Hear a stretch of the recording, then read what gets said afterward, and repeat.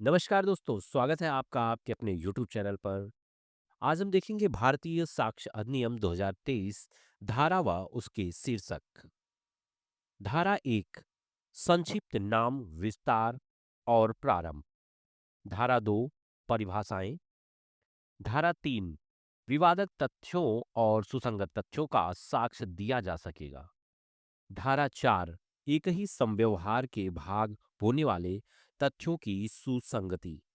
धारा 5 वे तथ्य जो विवादक या सुसंगत तथ्यों के प्रसंग हेतु या परिणाम है। धारा 6 हेतु तैयारी और पूर्व या परावर्ती आचरण। धारा 7 स्पष्टीकरण या प्रतिस्थापन हेतु आवश्यक तथ्य। धारा 8 सामान्य परिस्थितियों के बारे में कही गई या की गई बातें। धारा 9 वे तथ्य जो अन्यथा सुसंगत नहीं कब सुसंगत हैं। धारा 10 रकम अवधारित करने के लिए न्यायालय को समर्थ करने की प्रवृत्ति रखने वाले तथ्य नुकसानी के लिए वादों में सुसंगत है। धारा 11 जब अधिकार या रूढ़ि प्रश्नगत हो तब सुसंगत तथ्य। धारा 12 मन या शरीर की दशा अथवा शारीरिक संवेदना दर्शाने वाले तथ्य। धारा 13 कार्य आकस्मिक या शासय था इस प्रश्न पर प्रकाश डालने वाले तथ्य। धारा 14 कारोबार के अनुक्रम का अस्तित्व कब सुसंगत है। धारा 15 स्वीकृति की परिभाषा। धारा 16 कार्यवाही के पक्षकार या उसके अभिकर्ता द्वारा स्वीकृति। धारा 17 उन व्यक्तियों द्वारा स्वीकृतियां जिनकी स्थिति वाद के पक्षकारों के विरुद्ध साबित की जानी चाहिए। धारा 18 वाद के पक्षकार द्वारा अभिव्यक्त रूप से निर्दिष्ट व्यक्तियों द्वारा स्वीकृतियां। धारा 19 स्वीकृतियों का उन्हें करने वाले व्यक्तियों के विरुद्ध और उनके द्वारा या उनकी ओर से साबित किया जाना। धारा 20 दस्तावेजों की अंतर्वस्तु के बारे में मौखिक स्वीकृतियों की सुसंगति। धारा 21 सिविल मामलों में स्वीकृतियां सुसंगत होने की स्थितियां। धारा 22 उकसाना धमकी प्रलोभन या वचन द्वारा कार्रवाई स्वीकृत। दांडिक कार्रवाई में कब अस्वीकार्य है। धारा 23 एक पुलिस अधिकारी के समक्ष की गई स्वीकृति। धारा 23(2) पुलिस अधिकारी के समक्ष की गई स्वीकृति विशेष प्रावधान। धारा 24 अभियुक्त की स्वीकृति सह अभियुक्त के विरुद्ध विचारणीय। धारा 25 स्वीकृतियां निश्चायक प्रमाण नहीं पर विचारणीय। धारा 26 मर चुके लापता आदि व्यक्ति के कथन कब सुसंगत। धारा 27 कथनों की सत्यता पुष्टिकरण के लिए साक्ष्य की सुसंगति। धारा 28 लेखा पुस्तकों की प्रविष्टियों की सुसंगति। धारा 29 लोक अभियोजन या इलेक्ट्रॉनिक अभिलेखों की प्रविष्टियों की सुसंगति। धारा 30 मानचित्रों चार्टों और रेखांकों के कथनों की सुसंगति। धारा 31 कतिपय अधिनियमों या अधिसूचनाओं के अंतर्विष्ट लोक प्रकृति के तथ्यों के बारे में कथन की सुसंगति। धारा 32 विधि पुस्तकों में अंतर्विष्ट प्रचलित विधि के कथन की सुसंगति जिनके अंतर्गत इलेक्ट्रॉनिक या डिजिटल प्रारूप भी है। धारा 33 जब कथन किसी बातचीत दस्तावेज या इलेक्ट्रॉनिक अभिलेखों के कथन का साक्ष्य पुस्तक या पत्रों या कागजों पत्रों की आवली का भाग है तब क्या साक्ष्य दिया जाए। धारा 34 द्वितीय वाद विचारण में पूर्व निर्णय की सुसंगति। धारा 35 सप्रमाण आदि विषयक अधिकारिता के निर्णय की सुसंगति। धारा 36 धारा 35 के अतिरिक्त अन्य निर्णय आदेश निर्देश की सुसंगति और उसका प्रभाव। धारा 37 धारा 34 36 से भिन्न निर्णय कब सुसंगत है। धारा 38 निर्णय अभिप्राप्त करने में कपट या साठगांठ या न्यायालय की अक्षमता साबित की जा सकेगी। धारा 39(1) विशेषज्ञों की राय। 39(2) विशेषज्ञों की राय। धारा 40 विशेषज्ञों की राय से संबंधित तथ्य। धारा 41(1) हस्तलेख और हस्ताक्षर के बारे में राय कब सुसंगत है। धारा 42 साधारण रूढ़ि या अधिकार के अस्तित्व के बारे में कब सुसंगत है। धारा 43 प्रथाओं, सिद्धांतों आदि के बारे में राय कब सुसंगत है। धारा 44 नातेदारी के बारे में राय कब सुसंगत है। धारा 45 राय के आधार कब सुसंगत है। धारा 46 सिविल मामलों में लांछित आचरण साबित करने वाला सील विसंगत है। धारा 47 दांडिक मामलों में पूर्ववर्तन अच्छा सील सुसंगत है। धारा 48 कतिपय मामलों में सील या पूर्व लैंगिक अनुभव के साक्ष्य का सुसंगत न।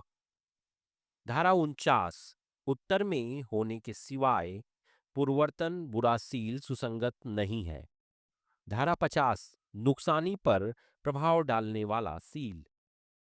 धारा 51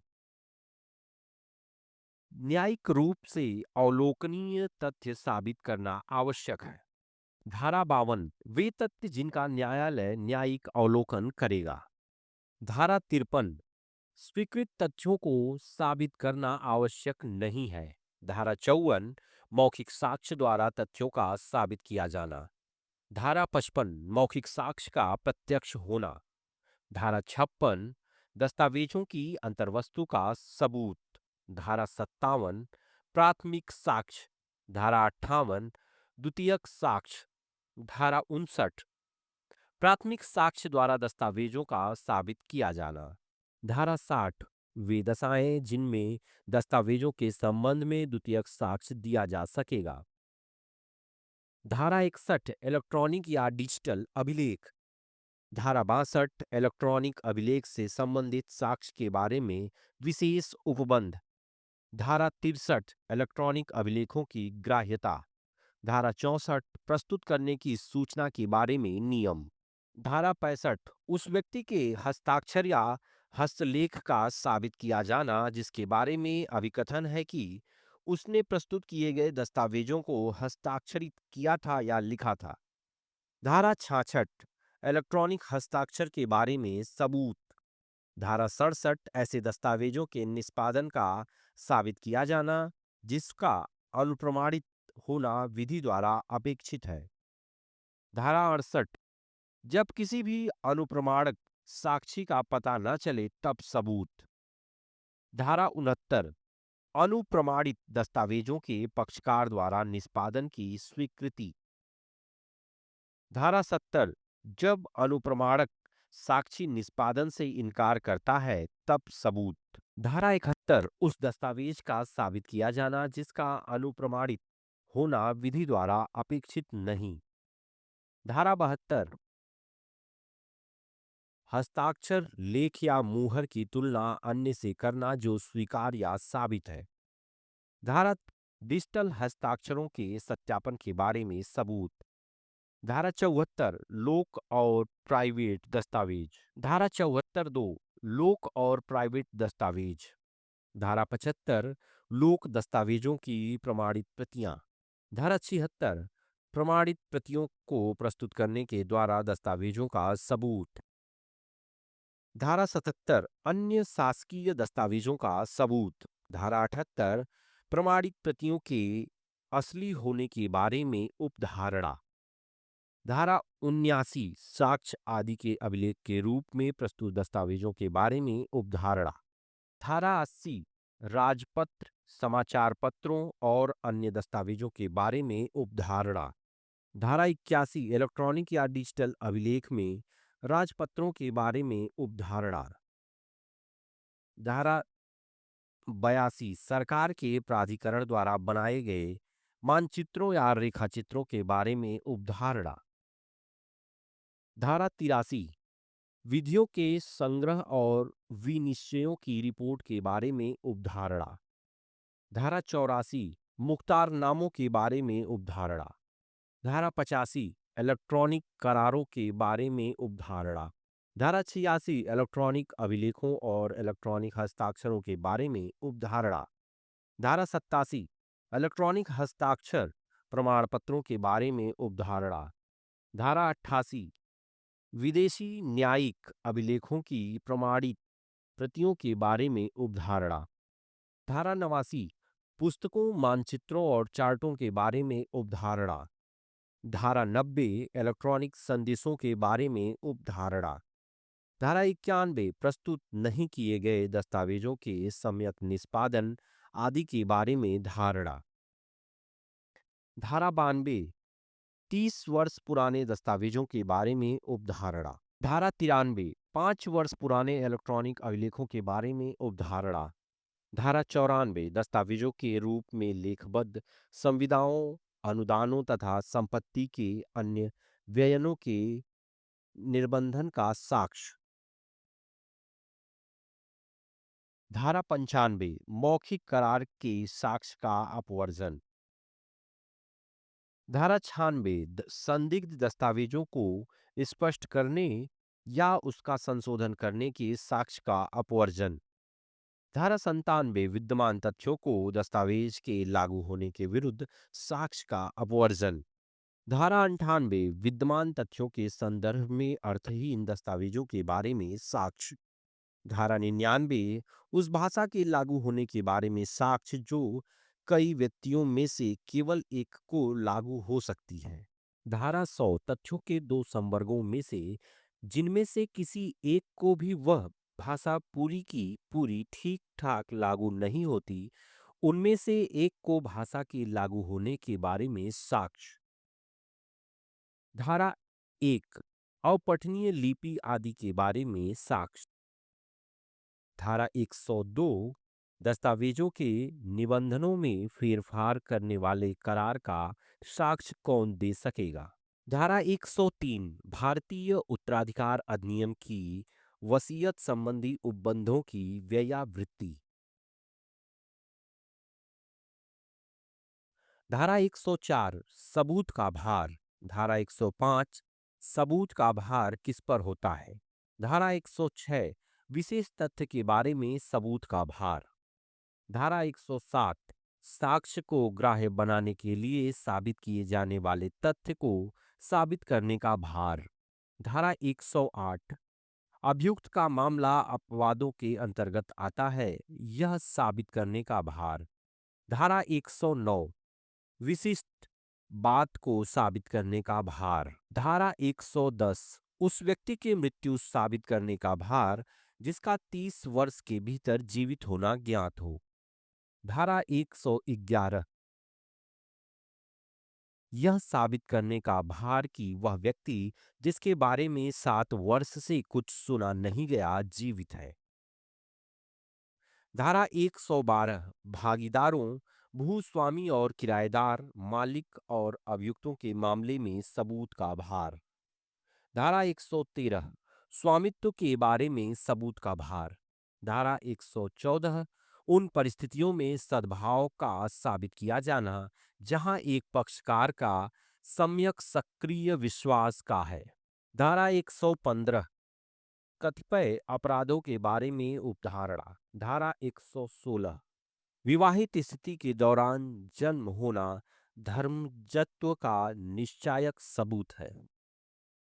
धारा 117 किसी विवाहित महिला द्वारा आत्महत्या के दुष्प्रेरण के बारे में उपधारणा। धारा 118 दहेज मृत्यु के बारे में उपधारणा। धारा 119 न्यायालय कतिपय तथ्यों का अस्तित्व उपधारित कर सकेगा। धारा 120 बलात्कार के लिए कतिपय अभियोजन में सम्मति के न होने की उपधारणा। धारा 121 विबंध। धारा 122 किराएदार का और कब्जाधारी व्यक्ति का अनुयायाधिधारी का विबंध। 123 विनिमय पत्र के प्रति ग्रहीता उपनिहिती या अनुज्ञप्तिधारी का विबंध। धारा 124 कौन साक्ष्य दे सकेगा। धारा 125 साक्षी का मौखिक रूप से संस्तुति करने में असमर्थ होना। धारा 126 कतिपय मामलों में पति और पत्नी की साक्षी के रूप में सक्षमता। 127 न्यायाधीश और मजिस्ट्रेट। धारा 128 विवाहित स्थिति के दौरान की गई संसूचनाएं। 129 राज्य के कार्यकलापों के बारे में साक्ष्य। 130 शासकीय संसूचनाएं। 131 अपराधों के बारे में सूचना।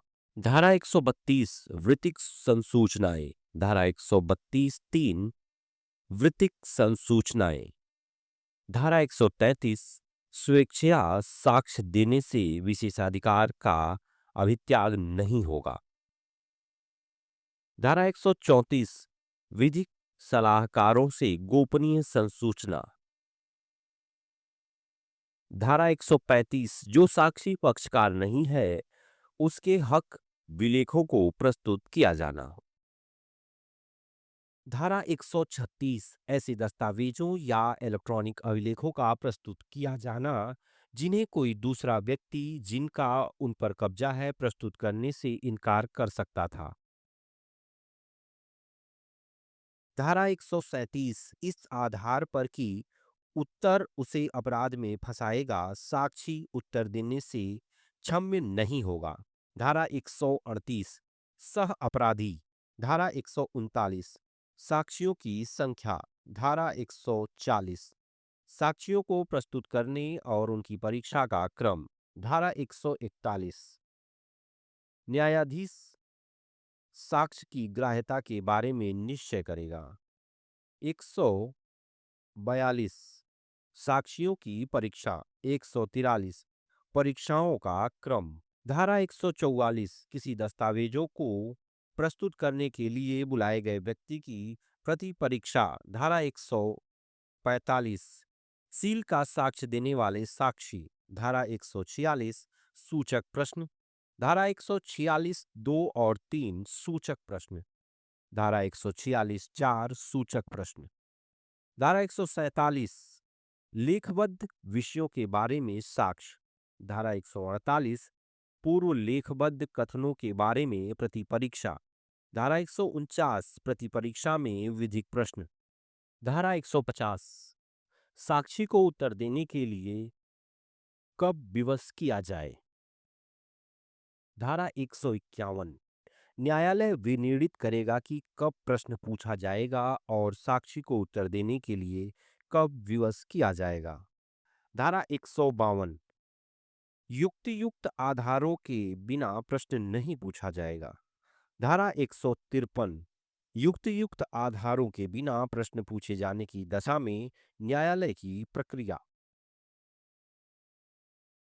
धारा 154 अशिष्ट और कलंकात्मक प्रश्न। धारा 155 अपमानित या क्षुब्ध करने के लिए आशायित प्रश्न। धारा 156 सत्यवादिता परखने के प्रश्न के उत्तर का खंडन करने के लिए साक्ष्य का अपवर्जन। धारा 157 पक्षकार द्वारा अपने ही साक्षी से प्रश्न। धारा 158 साक्षी की विश्वसनीयता पर अधिक्षेप। धारा 159 सुसंगत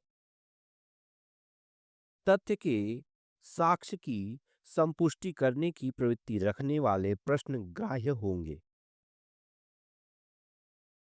धारा 160 उसी तथ्य के बारे में पाश्चात्यवर्ती अभिसाक्ष्य की संपुष्टि करने के लिए साक्षी के पूर्ववर्तन कथन साबित किए जा सकेंगे। धारा 161 साबित कथन के बारे में जो कथन धारा 26 या 27 के अधीन सुसंगत हैं कौन सी बातें साबित की जा सकेंगी। धारा 162 स्मृति ताजी करना। धारा 163 62 में वर्णित दस्तावेजों में कथित तथ्यों के लिए परिसाक्ष्य।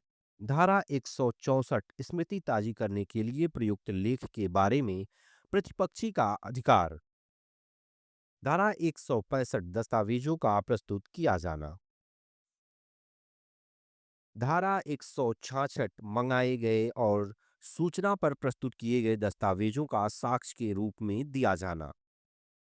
धारा 167 सूचना पाने पर जिस दस्तावेज के प्रस्तुत करने से इनकार कर दिया गया है उसको साक्ष्य के रूप में उपयोग में लाना। धारा 168 प्रश्न करने या पेश करने का आदेश देने की न्यायाधीश की शक्ति। धारा 169 साक्ष्य की अनुमति स्वीकृत या अस्वीकृत के लिए नया विचारण नहीं होगा।